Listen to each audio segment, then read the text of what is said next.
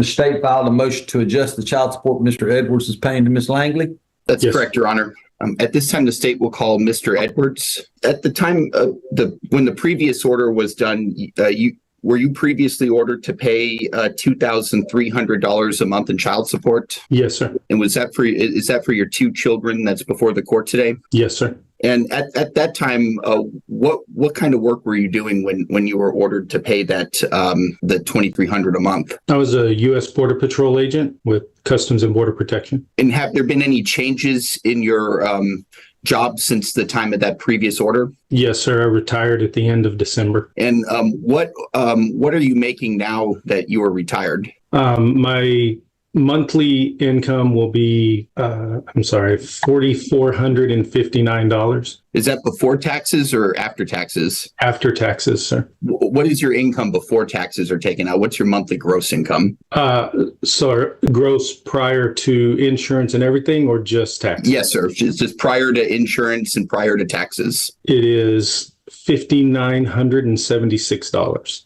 Do you have any other minor biological children who are below the age of 18? I do not. Do you have health insurance available to you that is affordable? I do. And what would the cost be to put your children on your health insurance? And is this health insurance through your employer? It is, yes, sir. And the cost, my total premium is $664 per month. The cost, and that covers 4 people. The cost for the children would be half of that, which is $332 per month. $332 for health. And do you also have dental insurance? I do, sir. And what is the monthly cost for dental insurance for your children? Total of $184. So half would be, I believe, $92 per month. Are you asking the court today to modify your child support to be based on the guidelines, based on your current income that you get from your retirement? That is correct, sir. And do you have any other sources of income besides your current retirement income of $5,976 a month? I do not at this time. I have no further questions. I pass the witness. Your witness, Mr. Erlai. Thank you, Your Honor. So your retirement was effective, was it December 31st? December 30th. December 30th. Okay. Yes, sir. And how long had you been with, I guess, the Border Patrol prior to retirement? 20 years and approximately 6 months. Okay. So that's considered a voluntary retirement? It is, sir. Yes. Did the eligibility for retirement kick in at 20 years? It did. 50 once I reached 50 years old and 20 years of service. Okay, so are you currently 50 years old? Buckle up, guys.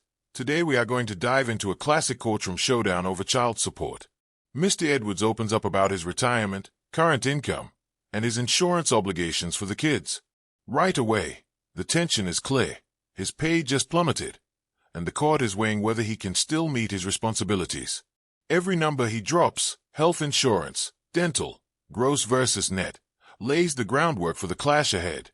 You can feel the stakes ratcheting up. I am, sir. Okay. Now you have two children that you pay support for, correct?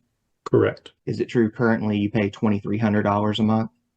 That is correct, yes. Okay. And is it true the amount that that was calculated and was put into the Attorney General's paperwork was about $1,100? Yes, I believe it was 1104 something, but near 1100. Yes, sir. Okay, so would you agree with me that's a little bit more than a 50% reduction? It is a reduction, yes, sir. So prior to retirement was your only source of income through your employment with the Border Patrol? Yes, it is. Yes, it was. Okay. And that's your testimony now, is that you have no other sources of income? That is correct. Are you looking at taking a post-retirement job or anything like that? I'm unsure at this point. I mean, I'm not opposed to it, but I don't know what's available or what might come available. So at this time, I am not actively in search of a job. So, and I'll come back to that, I guess, line of question in a minute, but let me ask you this. Do you have any interest income from any sources? No. Do you receive any dividend income? No. Do you receive any royalty income? No. Do you receive any kind of rental income? No. Okay. Did you get any kind of lump sum payment upon retirement? Yes. And what was that? For unused annual leave. Okay. And how much was that payment? Do I have to answer that question, sir? Yes, you do. Okay. It was approximately $25,000. Do you receive any other retirement benefits? No. Okay. Do you have any other retirement accounts? I have a 401k. Do you draw from the 401k? I do not. Do you have any other pension? I do not. Do you have any kind of thrift savings plan? That's my 401k is a thrift savings plan. I don't have a separate 401k. Okay. Sorry, I should have called it thrift savings. I didn't realize you knew the difference. That's okay. I just wanted to verify we were talking about the same thing. Yes, sir. Do you receive any income from a trust? No. Any other type of annuity? No. Okay. Do you receive any kind of Social Security benefits? No. Have you received any unemployment benefits? No. Do you have a LinkedIn profile? I do. Okay. Is this your LinkedIn profile? I believe so, yes. Okay. And it lists you as a supervisory Border Patrol agent, retired U.S. Border Patrol. Hey, the questioning gets granular. The court probes Mr. Edwards on post-retirement income, side jobs, and every possible revenue stream. He insists he's not actively job hunting, but the underlying implication is obvious. The state wants to know if he's dodging responsibility. The tension builds as they dig into his retirement lump sum and other financial assets, painting a picture of a man whose lifestyle and obligations are suddenly at odds. Correct. So would I be correct in saying that you recently updated this profile? Recently, yes, sir. Okay. And you list some of your skills here. Is that correct? Correct. Okay. Were these skills that you engaged in as a Border Patrol agent? They were. And can I ask you the purpose of updating the LinkedIn profile at this point in time? Because I retired from the Border Patrol, and it appears from what I've been told that if I do choose to start looking for work, that's where people go to look. So as you can see, it's very incomplete and very basic because I really am not up to date with how LinkedIn worked. I've not had to look for a job in over 20 years. Given your experience, what type of work would you be able to find with your experience? I honestly don't know in the private sector how marketable my experience would be, sir. I've been a Border Patrol instructor for 15 years prior to, or 12 years prior to coming out to the area I'm in now. So that was the majority of my career. You provided a document to the Attorney General previously, correct? That talked about your retirement income? Correct. Okay. And that's the document you were taking your numbers from when you testified, correct? Correct. Okay. And you sent that document to me today. Is that correct? I did. Yes, sir. Okay. Now, on that document, your retirement document, it comes from the who did that document come from? It comes from the retirement group for Federal Customs and Border Protection. So they're called RABIS, RABIS, I believe is what I've always heard them called. Okay. And they calculate your retirement. It's a formula, but it takes your average, your highest 3 years, correct? Correct. Highest 3 consecutive years. Okay. And that was, am I correct in saying that was $172,277? That is correct. So how old are your daughters? They are 17 and 14. Okay. Now let's talk about Kieran, the oldest child. Is she in a dual high school college program? She is. Okay. So she's not graduated from high school yet, but she's actually physically attending college. That is correct. Okay. And that's through Lamar University, correct? Correct. Do you The know the name of it? Texas Academy at Lamar University. Okay. Do you know what the costs associated with that are? I do not know exactly what the costs associated are, but I know that she's paid up through the end of the semester, so she should have no more costs associated with that I know of. The scrutiny sharpens as assets and documentation come under the microscope. Mr. Edwards reveals his federal retirement calculations and property holdings, while the court starts connecting dots to his children's future. Discussion of his eldest child's dual enrollment program raises questions about ongoing expenses, showing how lifestyle and legal obligations collide. The viewer can sense the tug-of-war between fairness and ability to pay. Associated with graduation. Now, when you say paid up, are we talking about the tuition, or what does that entail? Just from what I've spoken with her, it appears that they pay. It's works similar to like a college. It's tuition, lodging, food, all of that is similar to like a college program. I'm sure there are some costs associated with graduation, but I'm unfamiliar with those. I don't get a lot of contact with Karen, unfortunately. Okay. What about Cameron, the 14-year-old? And she's a freshman in high school, correct? Correct. Are there any expenses, additional expenses, kind of outside the normal, typical cost of I guess, past the necessities of raising a teenager that you're aware of? I guess it depends on the type of teenager. I know she's very active in club volleyball. Okay. Other than that, she's active in band at school, but she's active in school activities. I know that her the thing she does the most outside of that is volleyball. Okay. But are you aware of the cost associated with the club volleyball? I am not. Reducing the amount of child support you pay, I guess does it make logical sense that more costs are going to be passed on to Tara? It makes logical cost that, yes, both I and Tara will have to make adjustments with the decrease in my salary, yes. Do you receive any kind of other fringe benefits? Does anybody pay for provide you with a vehicle or anything of that sort? No, sir. Any housing paid for or anything like that? No, sir. So at this point in time, you say you're not actively looking, but you could go back to work. It's a possibility, and if that happens, then I'll abide by the court rules, and I will let the state of Texas know that I'm earning more money. Okay. Now, you just purchased, is it true you purchased a new home last year? No. I purchased a new home when I moved to West Virginia 3.5 years ago. Okay. Is that near the Potomac River? It is. And you own a riverfront lot there on the Potomac River? It came with the home, yes. It's part of the housing development. And you've got some, some toys, boats, and you have 4 vehicles, is that correct? It is correct. And I see what you're getting at, and I would like to respond to that.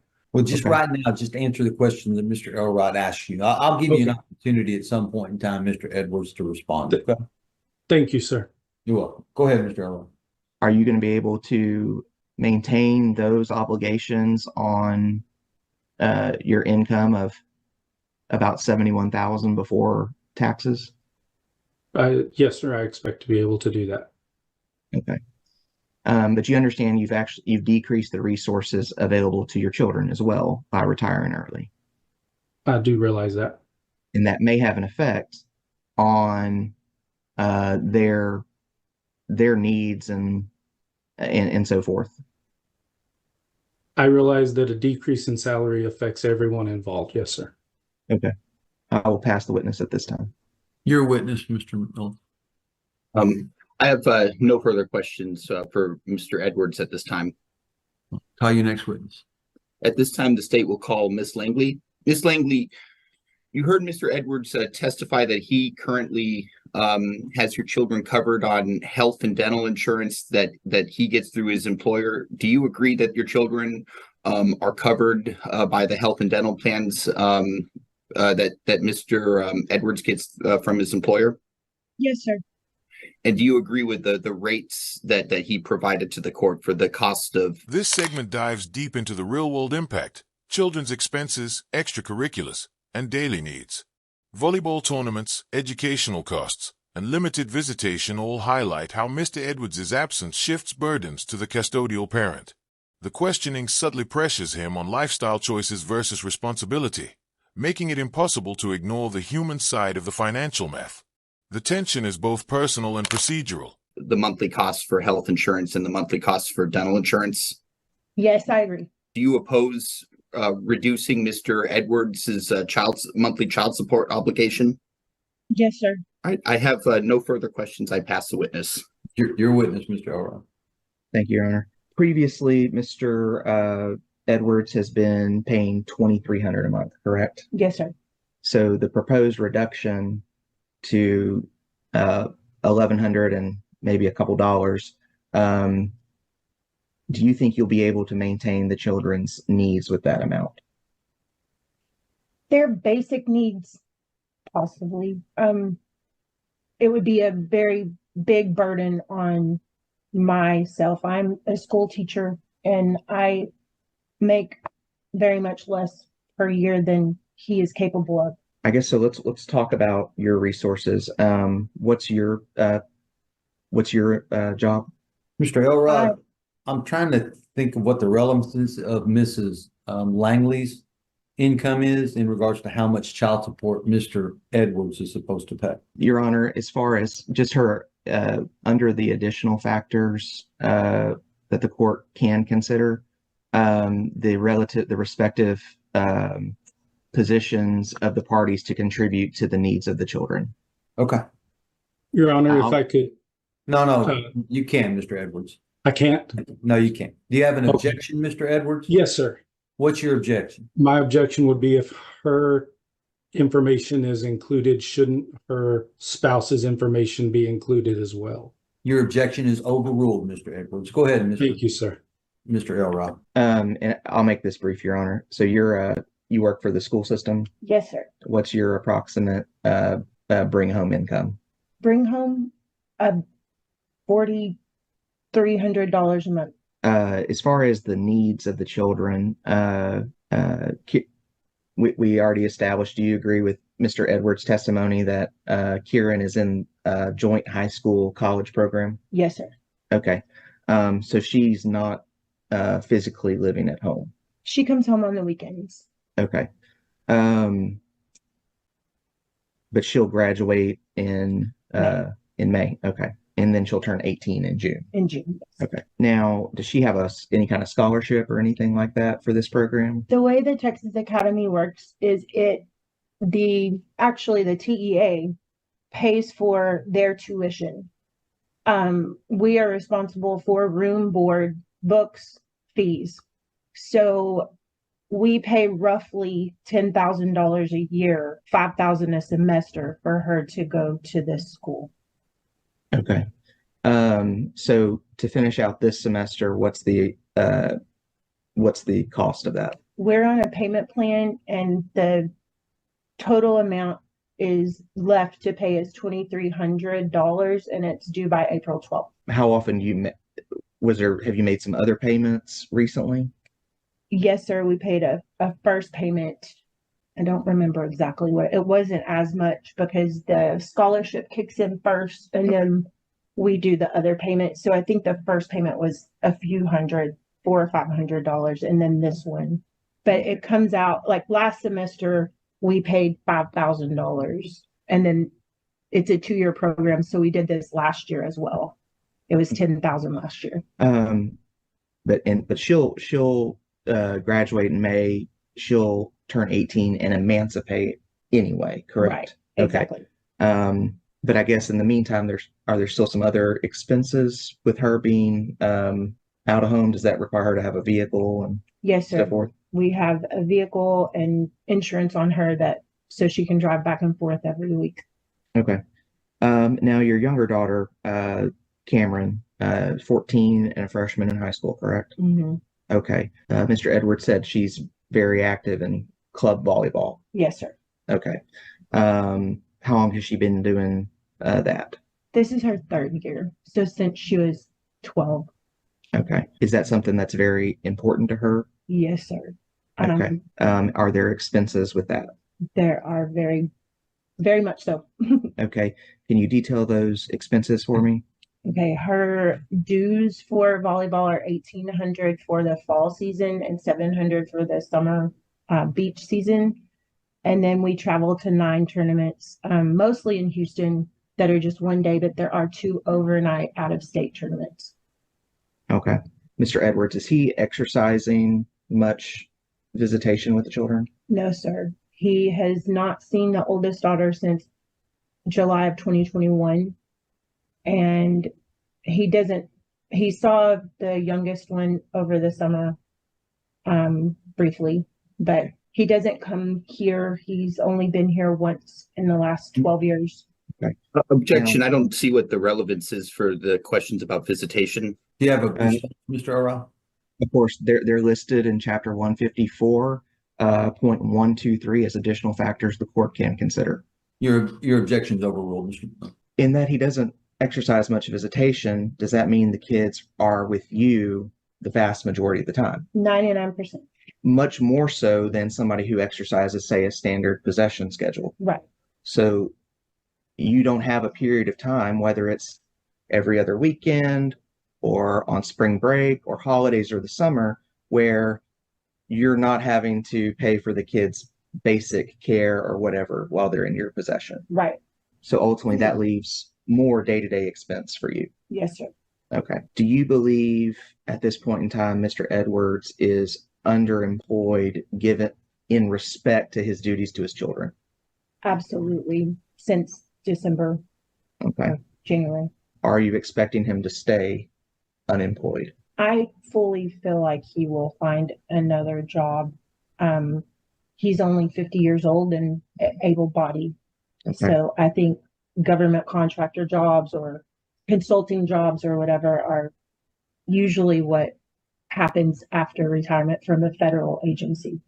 Is there any other reason that you're aware of why the court should deviate from the guideline child support amount? I feel like doing this to them after their entire lives, having a lifestyle that met the lifestyle we had when we were married, would be detrimental to them and their future. And they have some additional expenses that may not occur for every child. Is that correct? Yes, sir. But it's stuff they've been engaged in. Right. And Okay. stuff, if we were still married with our salaries, they would probably have these same opportunities. Miss Langley steps up and paints a vivid picture of the children's needs. Tuition, room, board, volleyball travel, and insurance costs are laid bare, along with Mr. Edwards' limited involvement in visitation. Every detail emphasizes the imbalance. He has the capacity to earn more, but the kids bear the weight of the shortfall. The courtroom becomes a stage for accountability versus privilege, and the stakes for the children are crystal clear. Okay. When the kids, is he responsible for 50% of the uninsured medical expense? On paper, yes, sir. Does he typically? Mr. Elrod, you don't have any pleadings on top of that. Okay. So let's not get into stuff we don't have pleadings on top of. Yes, Your Honor. I will pass the witness. Your witness, Mr. McNulty. No further questions from the state. Mr. McNulty, do you have any additional witnesses not sworn? I have no other Can I witnesses, Your Honor. Well, stop, Mr. Edwards. There's a process to trial. I'm You're sorry, sir. unrepresented, but I'm still treating you like a lawyer. That means you have to act like a lawyer. You wait for your turn. I'll give you your turn, okay? The state gets to go first, and then Mr. Elrod gets to go second, and then you get to go third. All right? I'm sorry. Mr. McNulty, do you have any other witnesses? No other witnesses, Your Honor. The state rests. All right. Mr. Elrod, your turn. Do you have any additional witnesses that you wish to call? No, Your Honor, I don't. All right. Now, Mr. Edwards, see, I'm an old school judge, Mr. Edwards, and I believe in using the rules of civil procedure the way they were intended. I understand, sir, and I apologize. Do you have any additional, Mr. Edwards, any information you think I need to know about this case before I make a ruling? I would just like to, am I allowed to ask Miss Langley any questions? And You may. You may. Thank you, sir. Would Miss Langley, let's, speaking to the visitation, when we were initially divorced, how far apart did we live? We lived 200 miles. Okay, so a weekend visitation, et cetera, was possible. Yes, sir. And did that happen when we initially were divorced? For the first year. Okay, and what changed that visitation schedule? I moved. Okay, and how far away from me did you move at that time? Like 800 miles. I'm sorry, it cut out. I couldn't hear the response. 800 miles. 800 miles. So at that point, was visitation more difficult? It was, but we still did it. We flew back and forth on a plane until Cameron turned old enough to fly by herself. Okay, I've and always, okay, go ahead. Sorry. and how often per year did that happen? We probably flew the kids back and forth 3 or 4 times, and I drove to West Texas and to New Mexico to where you live to bring them to you multiple times a year. So you would say that it definitely decreased based on the distance. Yes, Okay. but not the way it is now. Has Kieran been given the option to visit me in the last 2 years that you said I have not seen her? Judge, I'm going to object to the relevance, the Oh, point no, of, you brought this up, Mr. Elrod. He gets to ask questions to defend Okay. himself. I have no idea because you do not communicate with me. You only communicate with my daughter. So I don't know if you've given her the option or not. Good I answer. know I've bought 1 plane ticket 2 times since July 21. You've seen Cameron 2 more times, and I bought 2 plane tickets. So you and I have not communicated that I would not force her to come visit me, that I would ask her, but I would not force her to come visit me. We have not communicated that. You did communicate that you were not going to force her, but I have no idea if you did or not. I just know your wife told me to buy 1 plane ticket. How many family cars do y'all have? We have 3.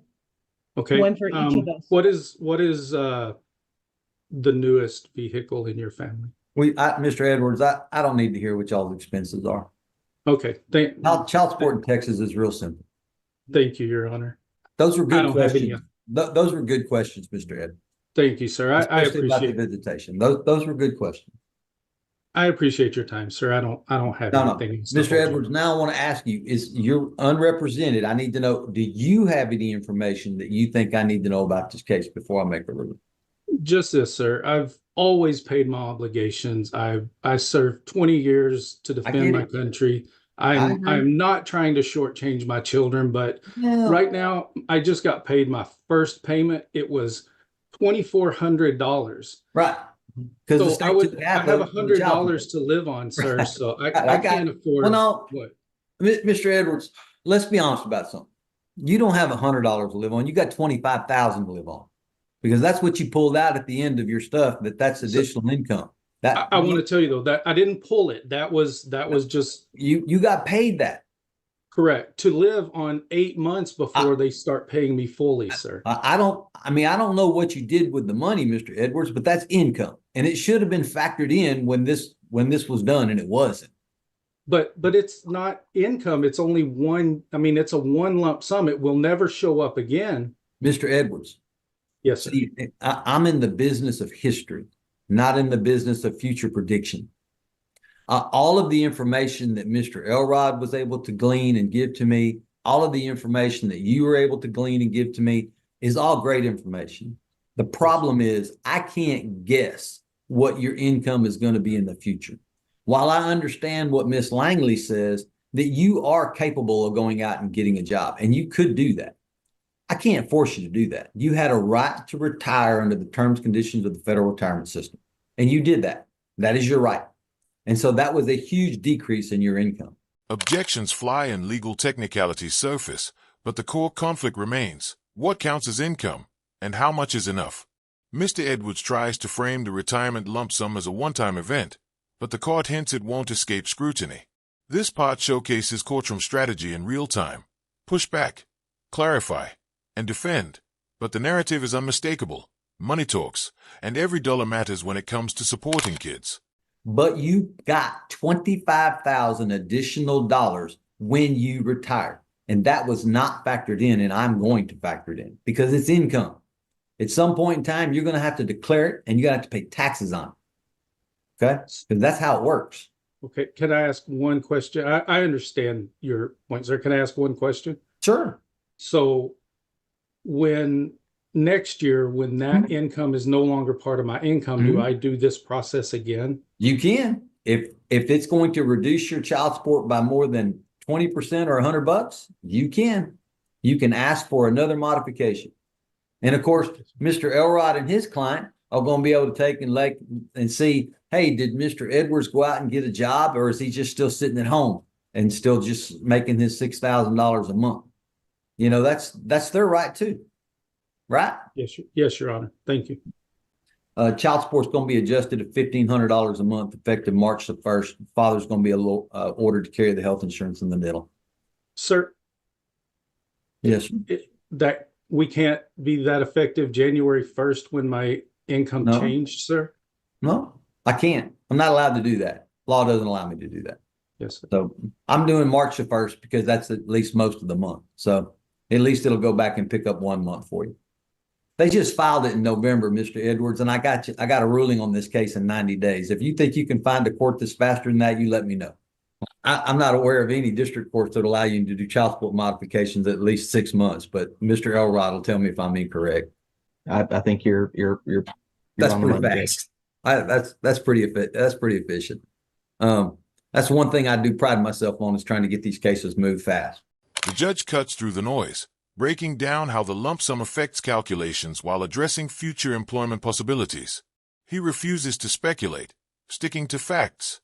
It's a masterclass in judicial reasoning, balancing legal rights, past income, and current obligations. You can feel the tension crack as the courtroom braces for the final ruling, knowing the decision will change monthly realities for both sides. All right. This is what's going to happen now, y'all. The state's going to adjust this child support order that they sent into the court. If it matches what I said here today, I'm going to sign it, get it back to them. They're going to make a copy of it, send it to each of you. Now, if Mr. Elrod plainly knows, and Mr. Edwards does not, any party has the right to appeal my decision. If you wish to appeal, your appeal has to be in writing. It has to be filed in the next 3 business days in the Tyler County District Clerk's office. You're also responsible for making sure you send a copy of that written appeal to all the other non-appealing parties.